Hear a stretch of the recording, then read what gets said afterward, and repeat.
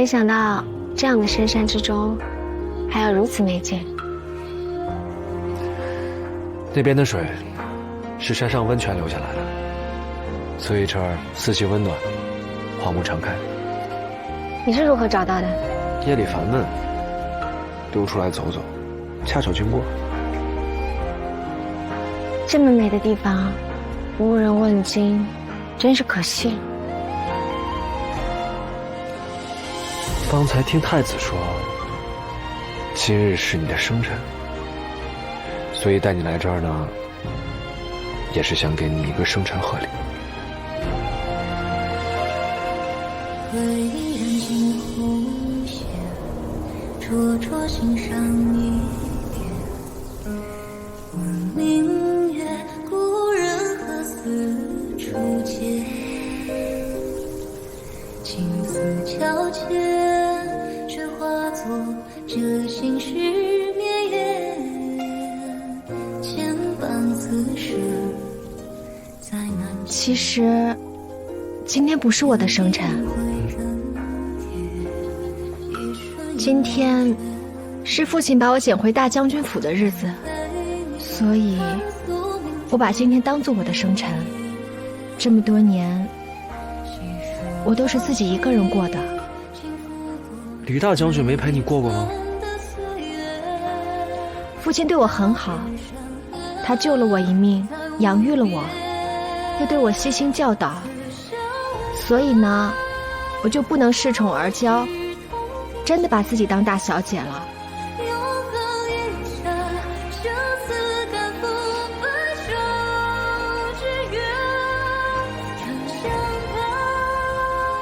既如此，你不记得你的生辰，我飘零此生亦是如此。不若就把今日当作我们二人的生辰吧。生辰之事，怎可如此随便？怎么不行？你喜欢的传记卷子里，总是会说，不求同年同月同日生，但求同年同月同日死。如此一来，我们就是生同时，死同穴。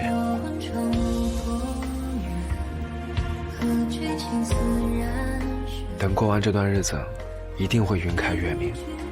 之后每年我们的生辰都要过到最好最好。每年我们都要这样携手走过很多的地方，看很多飞花流水，岁岁年年，永远不变。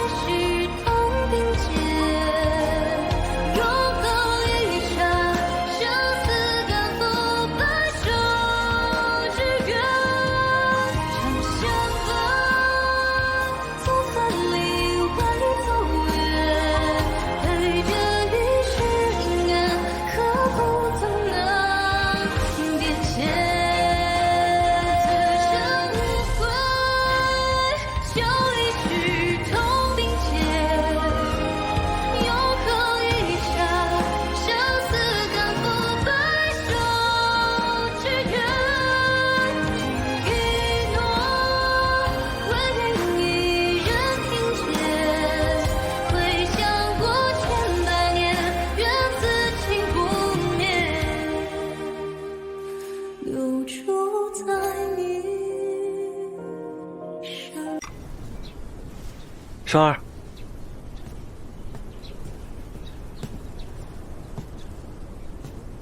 先前你每次心情不好，都会自己出来喝点闷酒，所以这次呢，我就提前帮你把酒给温好了。你怎么知道我心情不好？我告诉过你啊，我的五感异于常人。方才你和季冉在偏厅聊的事情，我都听见了。你就不能控制一下？你们刚才打开门聊，好像也没有避人的意思吧？再说，即使我没有这能力，只要从门前经过，就能听得清清楚楚吧？你说你除了嗅觉和听觉，还有什么其他的能力吗？能看穿墙后之物吗？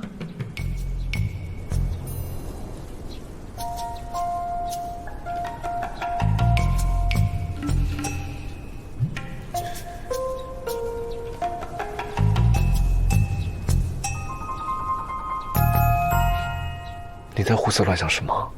非礼勿视，我当然知道，我只是能力过人，又不是什么法术，怎么还能透视啊？没有就好。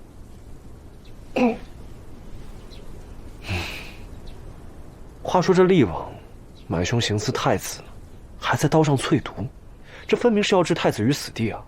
万幸太子未死，他还要亲临潞城，你是担心他此行对太子不利？厉王位高权重，东宫之位本就属于他，这口气憋了3年，如今一定会抓住一切机会，除之而后快。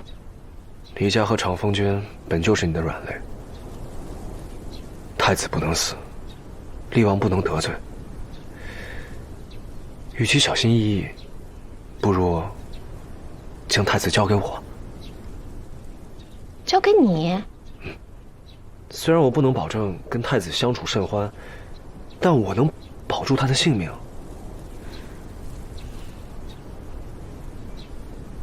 你还有何顾虑？玄一客一事已经传入京中，太子虽然没说，但我心里总觉得不安。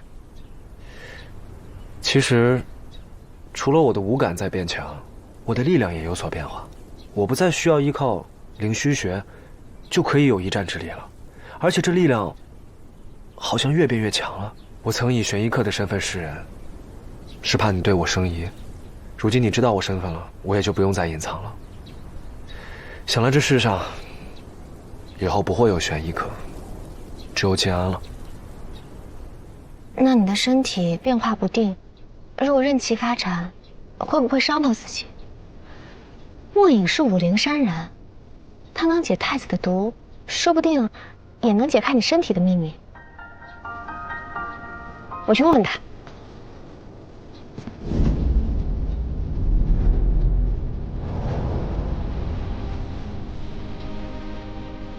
我知道你担心我，但其实我私底下问过他了，他说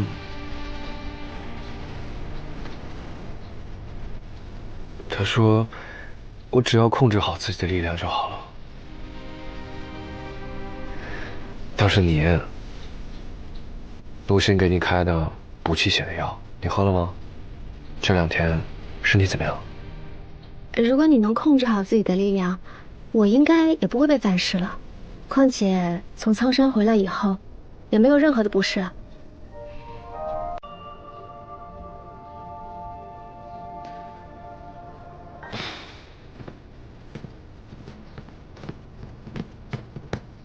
刚才怎么回事啊？可是因为那火焰纹？你流血了，是因为我。对不起，刚才一时怒气没有克制住，又连累你了。我没事，你不用担心我。厉王虽然嚣张跋扈，但会考虑到长风君，不会太过放肆。我明白你现在心中有不忿，但是现在还不是跟厉王翻脸的时候。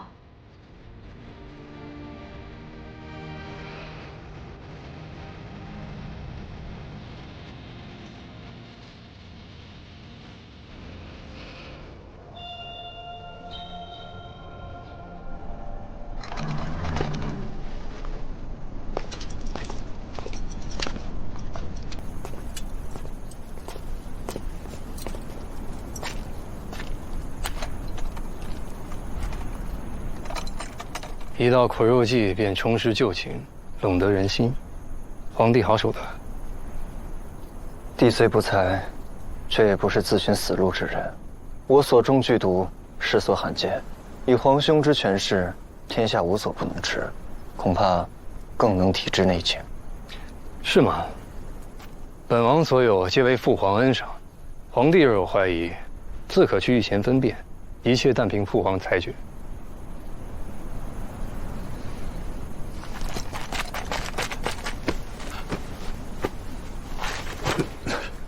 狗奴才，伤了厉王殿下，你担当得起吗？小人身体不适，这才惊了殿下，请殿下饶命，请殿下饶命，殿下饶命啊！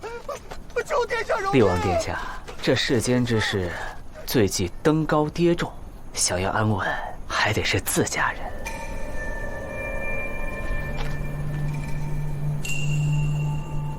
那照这么说，最适合的人选就只有皇帝了。那就有劳皇帝为本王垫上一垫。厉王殿下，太子身份尊贵，怕是不妥。说的也是，那不然由将军代劳。别欺人太。臣弟愿为皇兄略尽绵力。殿下，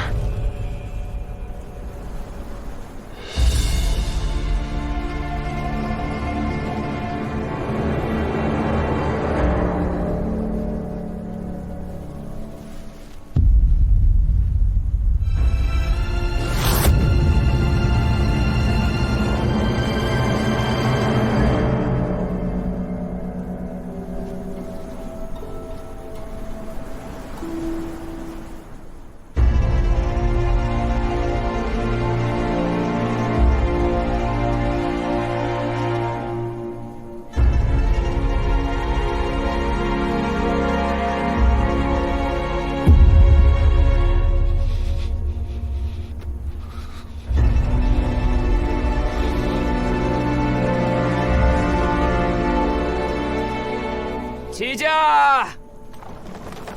殿下，殿下，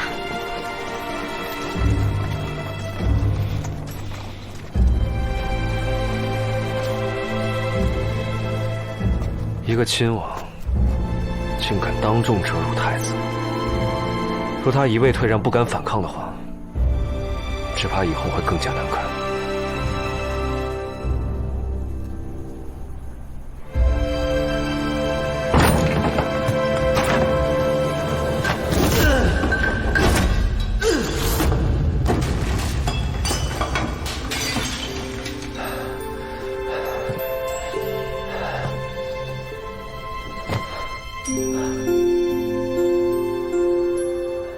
东西也砸得差不多了，殿下还没尽兴？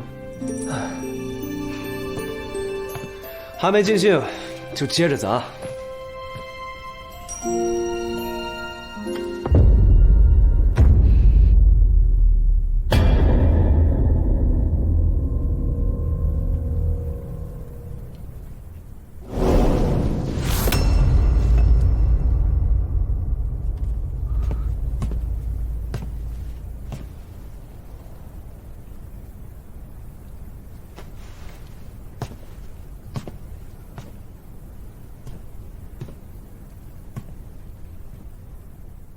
殿下，殿下这般反应，就不怕隔墙有耳，传到厉王那儿去？知道又如何？这不就是他最想看到的吗？人家明摆着就是要把你逼上绝路，而我却什么也做不了，只能任其鱼肉。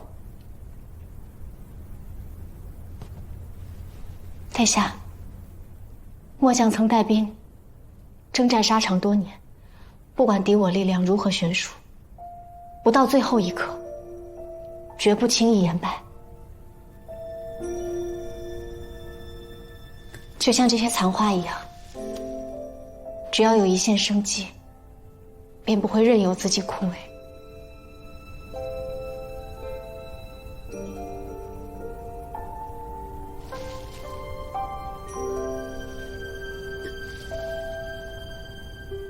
可厉王做足了准备，定是不想让我好过。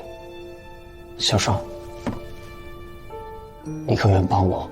殿下，只要你在我府上一日，我定会护你周全。小双，我只有你了。殿下不必客气，这是我们应当的。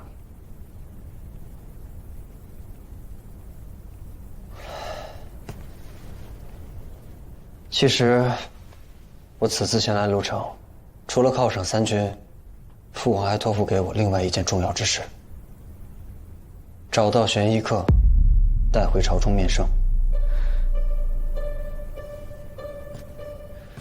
这玄衣客，在潞城一役中，助长风军击败姚军，居功甚伟。如此能人，若能为我朝所用，想必定是一员虎将。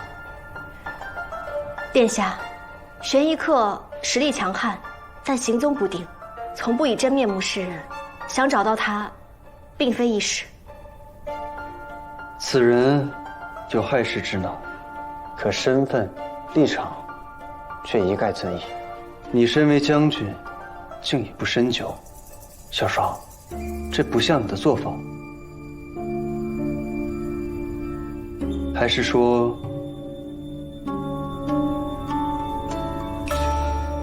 其实你私底下早已知晓他的真实身份？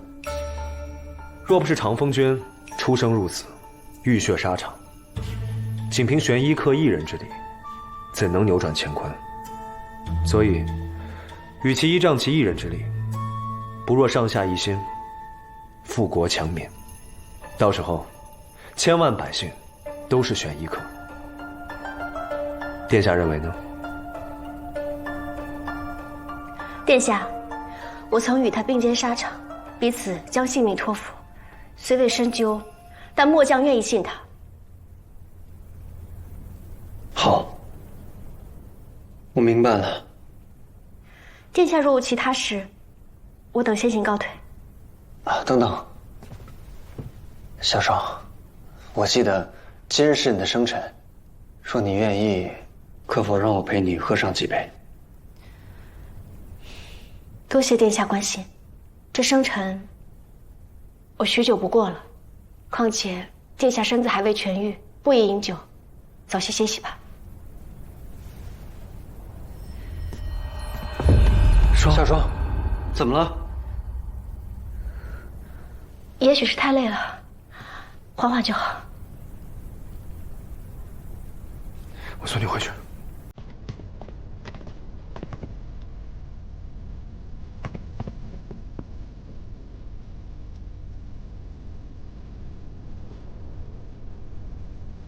我先送你回房间，再去叫陆仙。不用这么大惊小怪，我现在已经没事了。现在不是你逞强的时候，你这分明又是反噬之状，都怪我，今天又没控制好自己。我既答应你要好好照顾自己，就绝对不会骗你的。我现在真的没事了。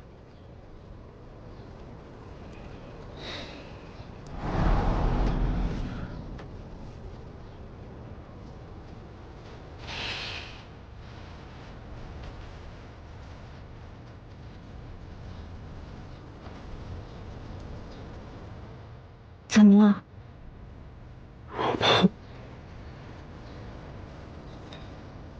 别担心，你没那么容易失去我。其实，我比任何人都更加珍惜我自己。身为将军，我绝对不允许任何没有意义的牺牲。为了你，也为了我肩上肩负的使命，我一定会好好活下去的。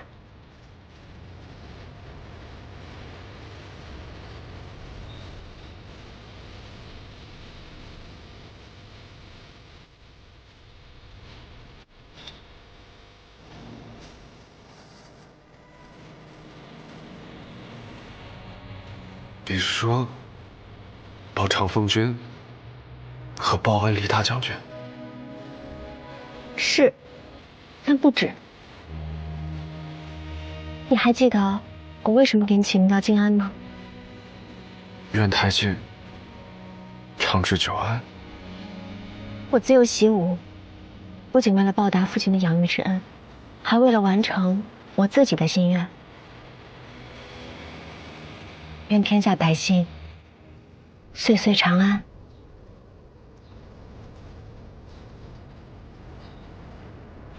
可眼下太静风云诡谲，要是不能妥善处理的话，免不了一场腥风血雨。这些年，陛下沉迷长生之道，不问朝政，除了边疆之事，其他都由厉王处理。厉王这个人，一旦有了权力，想要的只会更多。所以你不惜与他结怨，也要保护苏明阳。皇帝昏庸，厉王残暴，都不是一国之君的人选。但太子不同，我需暂且用针减缓血气运行，此毒有一味药，我还尚不得知，需要些时间。太子殿下委屈您了。有些疼。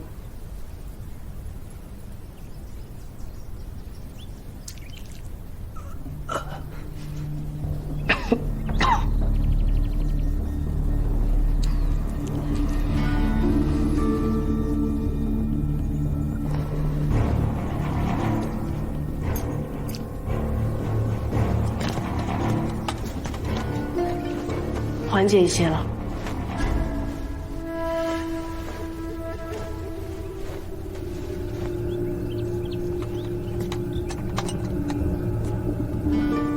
我好些了，你们俩先下去吧。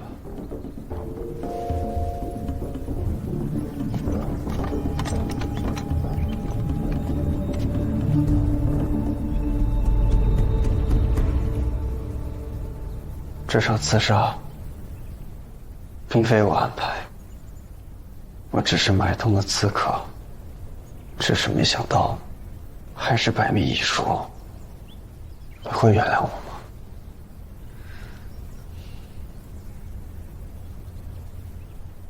殿下是君，末将是臣，何谈原谅一说？我知道，这3年你只怪我负了你。可是小双，你又怎知我没有为你去向父皇祈求呢？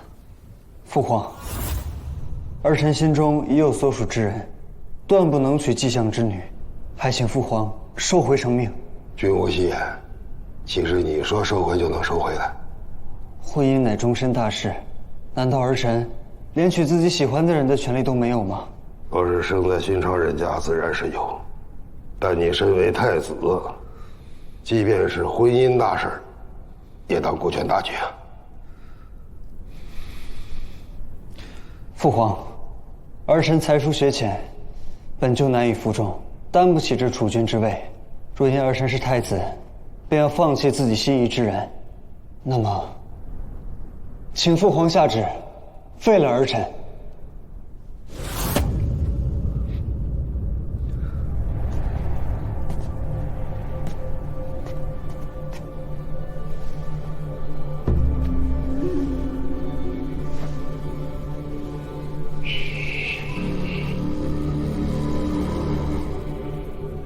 你竟为了一个女人，弃了太进江山。朕知道，你心仪之人是黎霜，可是你也是朕的儿子，也是朕的臣子。娶或不娶，废或不废，都由不得你。可是父皇，舐犊情深，你若抗旨，朕不会杀你。他一定会杀了黎霜的。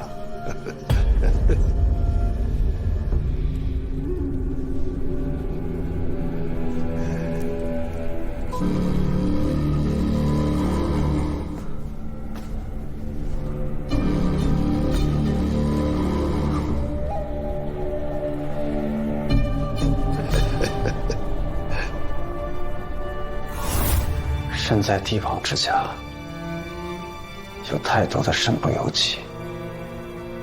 入迷，只是为了保护你。这般抉择，于我而言，又何尝不是锥心之痛？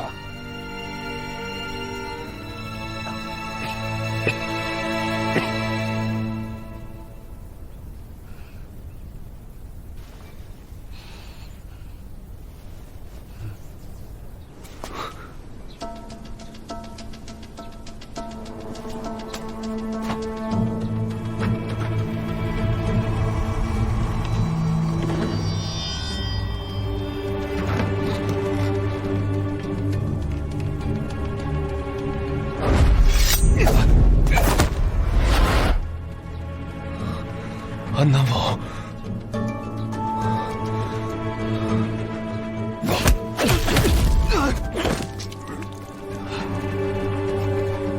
安南王，什么人？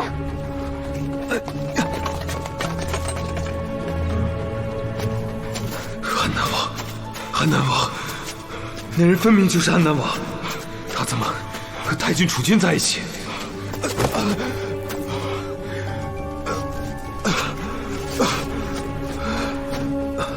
我得把这个消息传回大姚。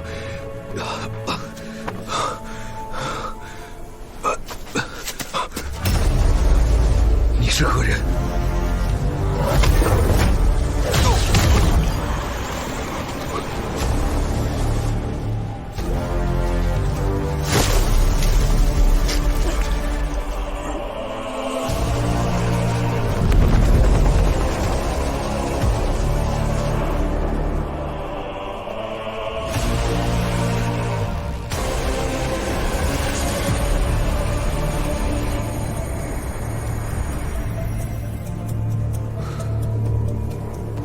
亏我千里迢迢跟了你们那么久，如今玉玲珑尚无下落，线索倒是断得一干二净。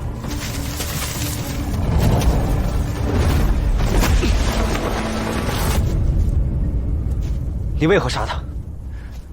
这位兄台，你好生蛮横。此处一枚天顶，二枚墙，别说是人了，这满山遍野的飞禽走兽，不也都可以来去自如吗？你身上有太子所中之毒的气味，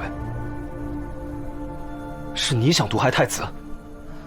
怎么我每动一下就被你多安一条罪名？你这人究竟讲不讲道理啊？你必须得跟我走，你若是清白的，自有你辩驳的地方。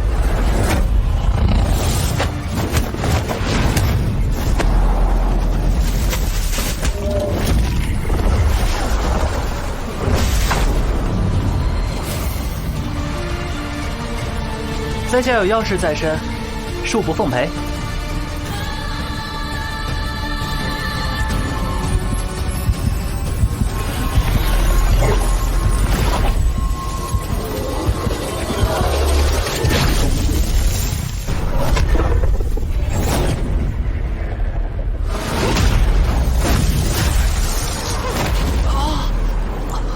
不打了，不打了，不打了！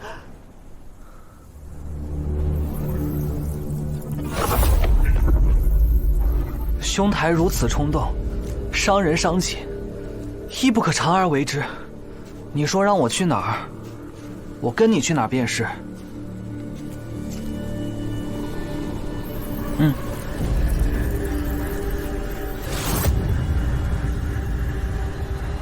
火焰吻，没错，他就是阴谋。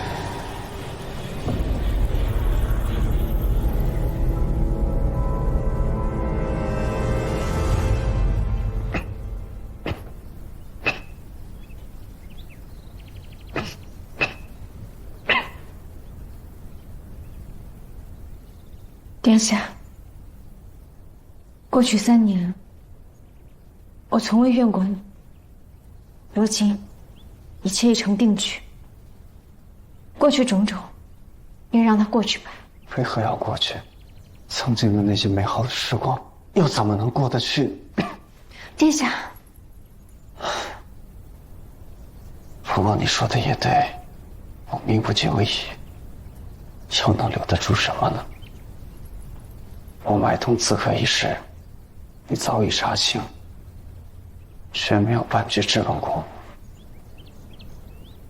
我想不知殿下为何要这样做，但我信你，相信殿下这么做一定有你的理由。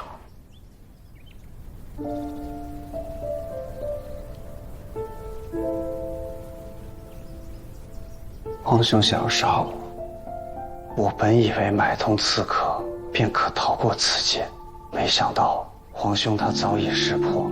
我派人传来消息，让你不要去迎接，便是不想让你参与到这场纷争当中。只是没想到，最后还是把你牵扯进来了。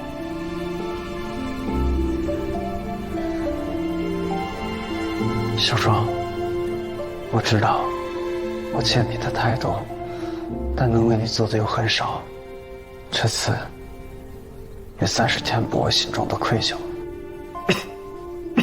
殿下，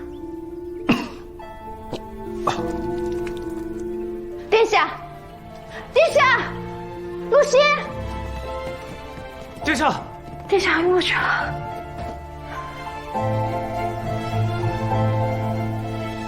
怎么样？双儿，早做打算。还有救。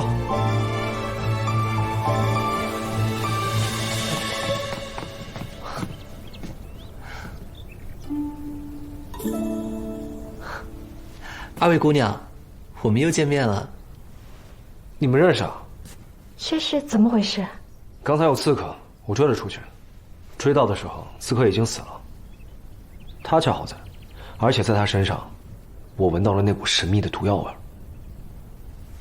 即刻交出解药，我自回尚书请示，免你急行。听到没有？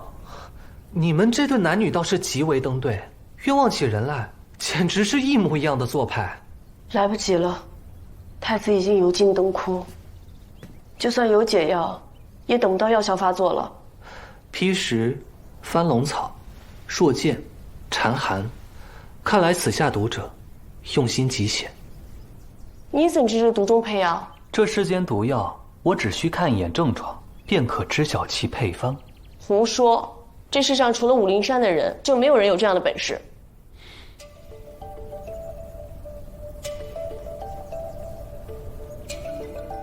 阁下出自武陵山啊？再过半刻，那位殿下便要一命呜呼了。与其现在追究我的来历，将军不如先让我去救人。事已至此，不如就让他试一试。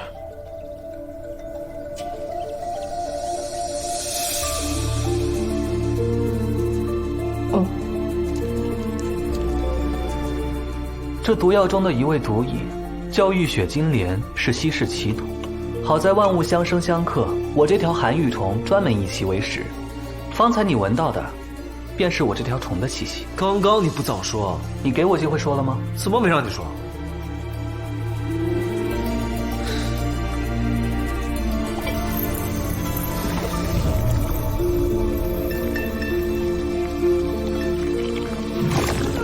哎，按住他，别让他伤了我的虫。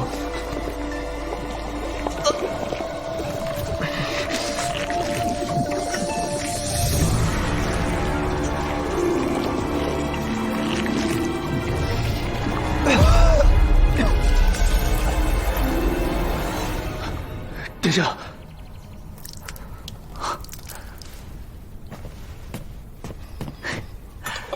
这回终于吃饱了。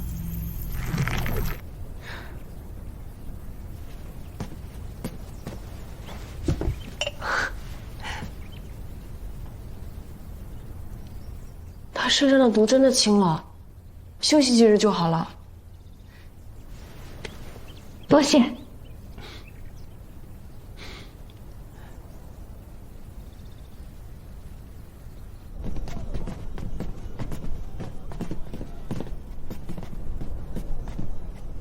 公子劳苦功高，待太子醒来必有封赏。举手之劳，不足挂齿。公子高义，离霜钦佩不已。只是太子殿下身子尚未痊愈，起居用药还要劳烦公子。若不嫌弃，可否到姚府上多住上几日？离霜也好有机会报偿大恩。将军年纪轻轻，说谎却不打草稿。你这哪是留客，分明是有话要审我吧？说的没错，就是要审你，没得审了。堂堂将军府，想来也是富丽堂皇，常人何能一见？既然将军如此盛情，在下就恭敬不如从命喽。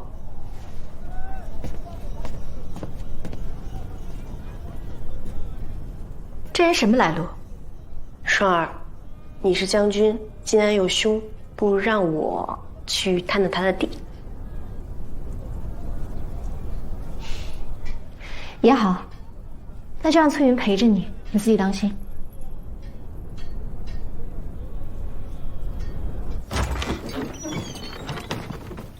公子请。没想到那位黎姑娘平时看着不拘一格，品味竟然还不错。将军吩咐过，公子是府中贵客，我们绝不能怠慢。这没什么事了，你快去休息吧。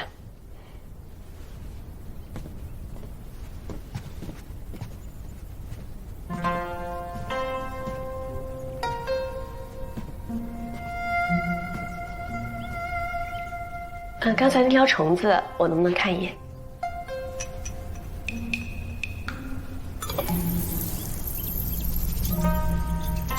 哎，咬人的。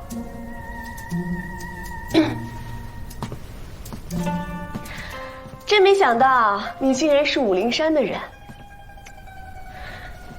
既然我们同为医者，以后不妨多切磋医术。渴了吧？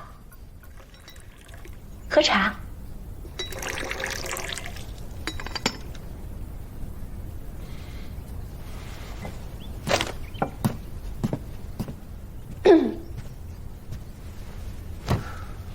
你真打算在这儿住下了？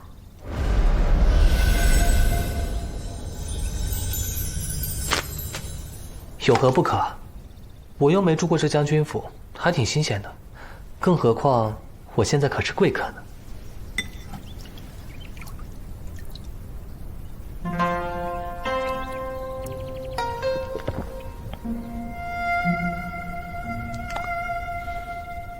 也不知道你是真傻还是装傻。说你是贵客，哄你的，其实就是把你软禁起来。万一太子有什么差池，你就是首当其冲的问罪第一人。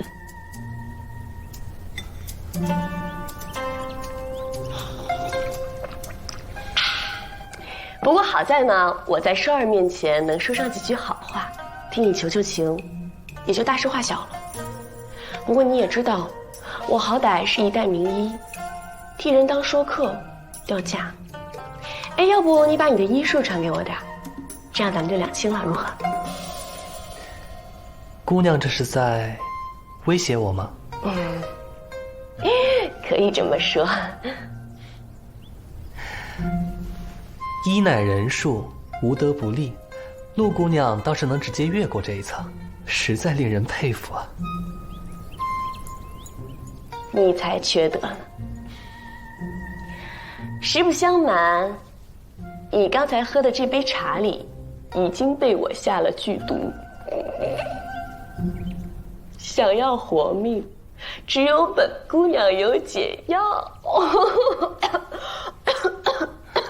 一点尘埃，何以为毒？倒是陆姑娘你，现在是否觉得喉咙刺痒，腹中疼痛呢？没有啊。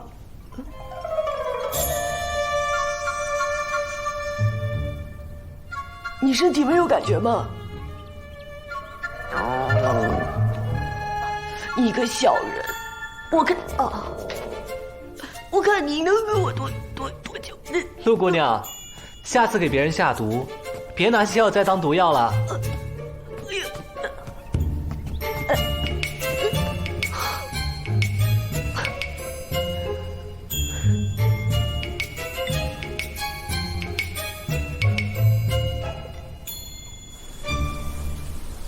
师傅，莫云已经去了将军府。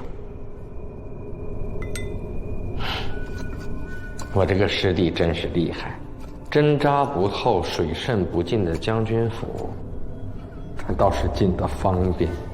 到底是师傅棋高一招，那莫影已然入局，只是太后那边怕也耐心将近，下一步咱们该怎么办？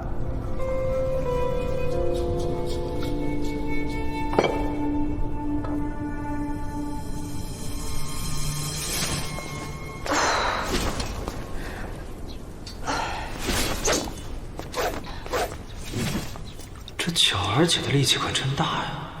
之前每次遇险，我虽能变身应对，可一旦施展怪力，就会害得双儿受反噬。若是有朝一日，即使不必变身，也能保护双儿。谢了。巧儿姐身有奇功，力大无穷，在下大开眼界。知道厉害就滚远点，否则误伤了你。便是活该。是这样，你看，你功夫这么了得，能不能教我一二？你想，我要是有你一半厉害的话，咱们将军府是不是就安全许多？你是为了将军府，还是为了讨好将军？有何区别？太子殿下莅临潞城，将军贴身而行，你那些狐媚招子用不上，想学些新把戏？看他这副轻薄样子，肯定是。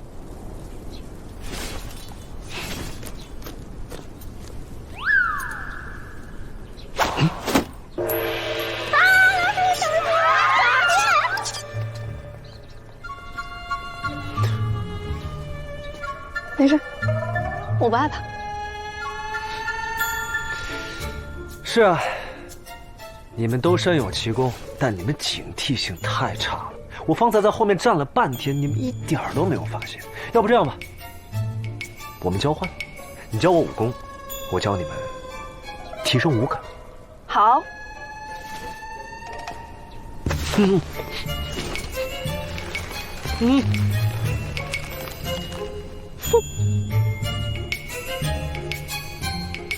你的第一课就是打败我。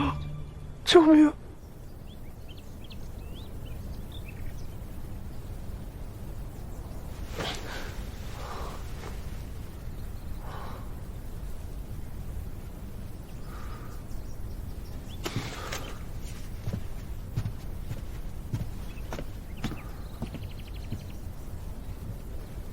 还真沉得住气，对自己的身世居然毫无探索欲。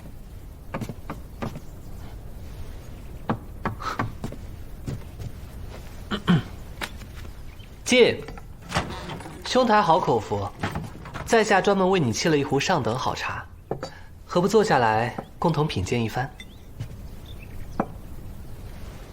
看来你早就料到我会来了。既然你不是行刺下毒之人，却又鬼鬼祟祟出现在刺客身边，究竟是何居心？兄台不必紧张，我对其他人不感兴趣，除了你和你身上的火焰纹。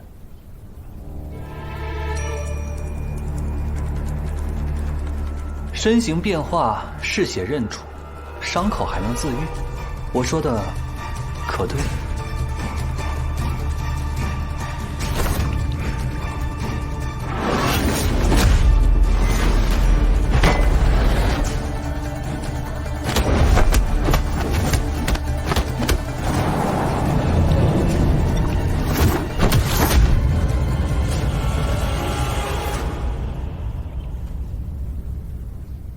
银偶之力，果然不容小觑。你自称来自武陵山，又对我身上的异象了如指掌，所以我身上的情况，必定和你脱不了干系。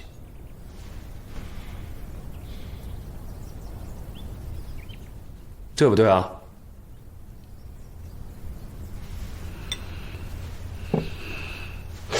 哎，别那么粗鲁。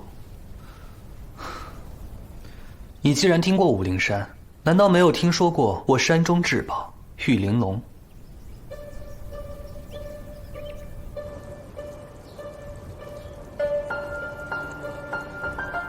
所以你的意思是，我身上所有的异象，都和体内的玉玲珑有关？不错，这东西异药异毒，一旦种入人体，其人就会成为银偶，武力无极，伤而自愈。只是玉玲珑的力量需要血的供养，供血者便称为血主。血主与银偶之间结下血气，会令银偶完全听命于血主，本能渴望与之亲近。武陵山人深知玉玲珑的恐怖力量，立下山规，世代小心保管。岂料多年前，玉玲珑意外失窃，我们多番寻找而不得。直到最近，听闻洛城出了个悬疑客，我们才查到你们这里来。如果我所料不差，那位黎姑娘，便是你的血主吧？我跟黎霜结下血气，完全是意外。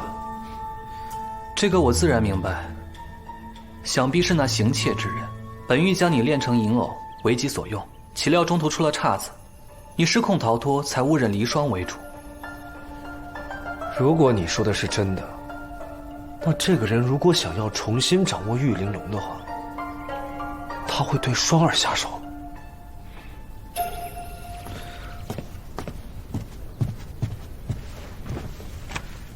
你技艺尽失，难道不应该先好奇自己的身世吗？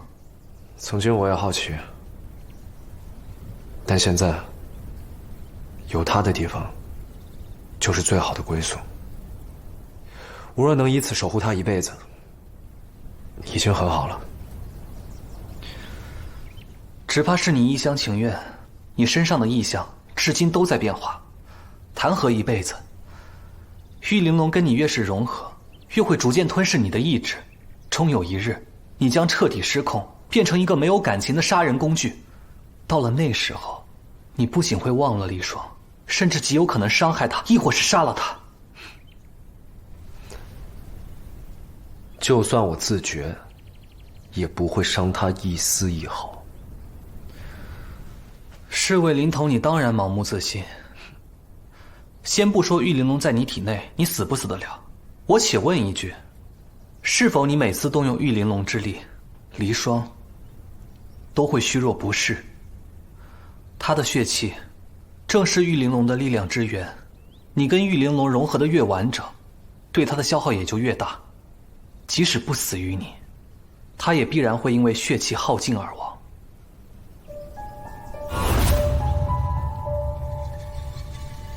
到底怎么样了？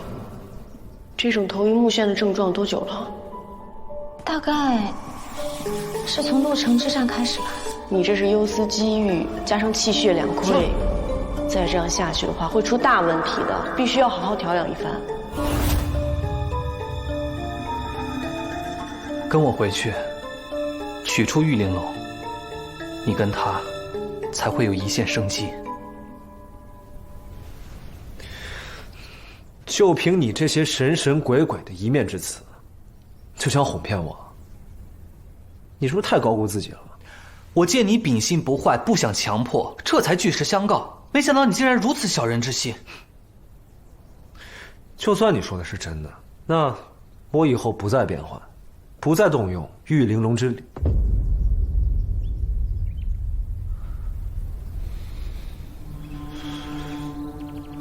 看样子你也反应过来了。你我之前交手，即使尚未变化，你的实力也早已远超于常人。